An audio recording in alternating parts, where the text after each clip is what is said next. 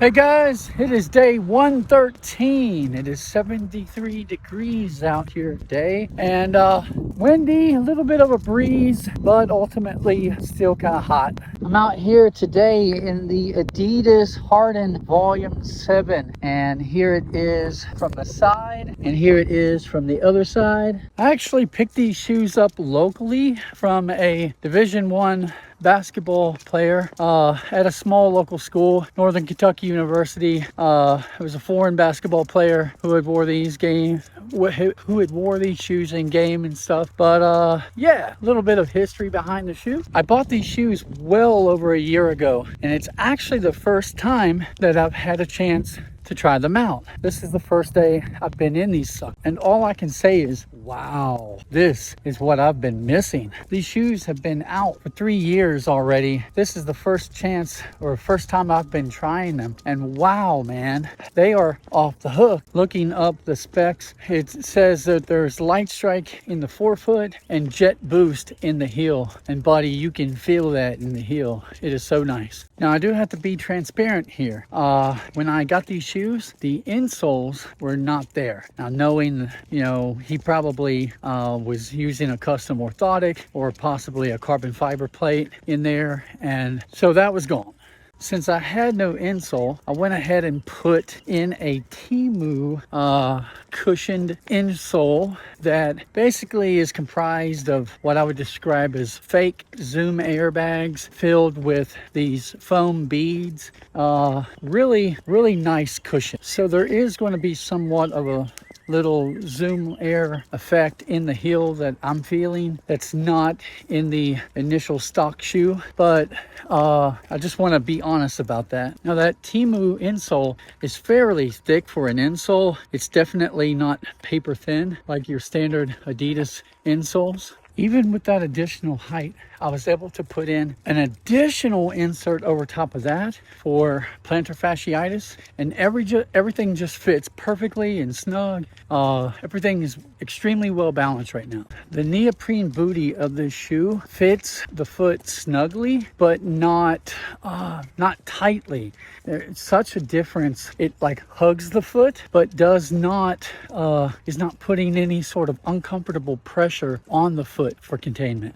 That booty is positioned within a fabric shroud upper that really locks down the foot nicely. The lacing structure and the laces that they use are fantastic. Really allows you to cinch down each section of lace without it slipping, and you can get a really good feeling of containment in the shoe. At my age and current level of health, I'm not running and cutting, dashing and slashing. I'm not doing any of that stuff to be able to test the grip. I have a slick hardwood floor at my house, and I rub those shoes on that floor, and if it's going to slide on that floor, then that tells me a lot.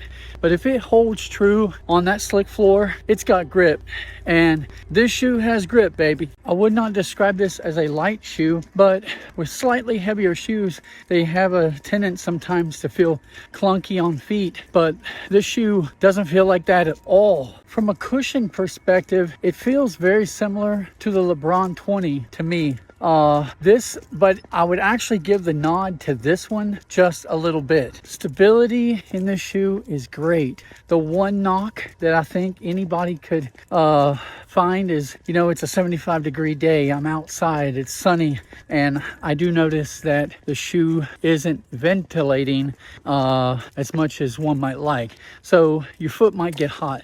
In an indoor situation, you're going to feel that to some extent, but I still think for what you're getting in terms of cushion and comfort and traction and stability, it is well worth the trade-off of a little heat. I do notice that the shoe is contoured in the front near the pinkies and stuff, but it's doing it in such a way that it's not creating undue pressure on any of the pinkies. It is kind of folding them slightly, but not to the point of discomfort or rubbing or anything like that. So that's kind of been my experience so far in the shoe.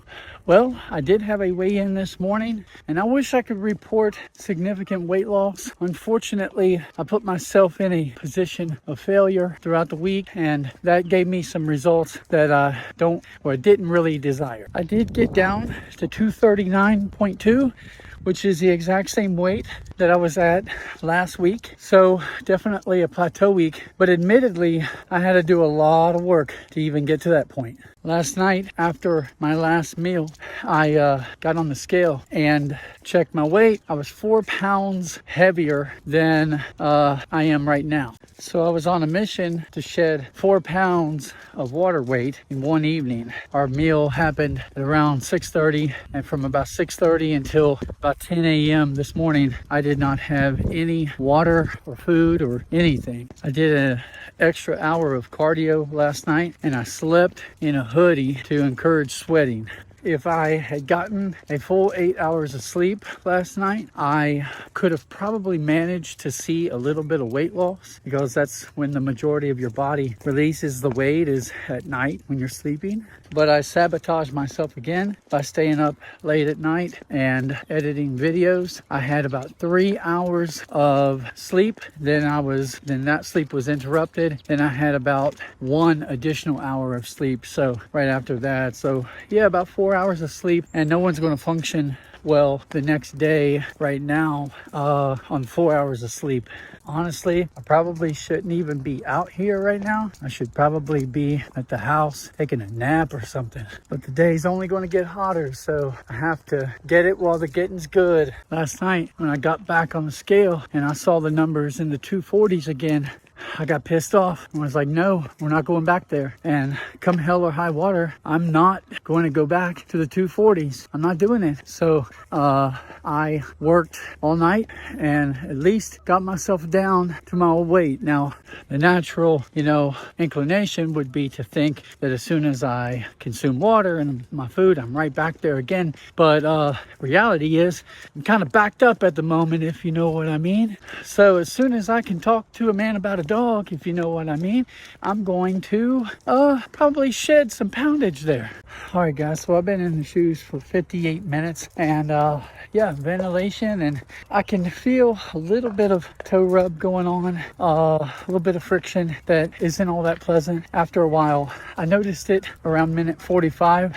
So if you were in a brief pickup game, no problem. If you were playing for hours in these things and you have a slightly wider foot like me, I don't know. I can't really recommend going up half a size. What I'm going to do is I've got a shoe stretcher. I'll stretch that area out, and hopefully that'll alleviate problems going forward. All right, that's going to do it for me, guys. I will jump off of here later.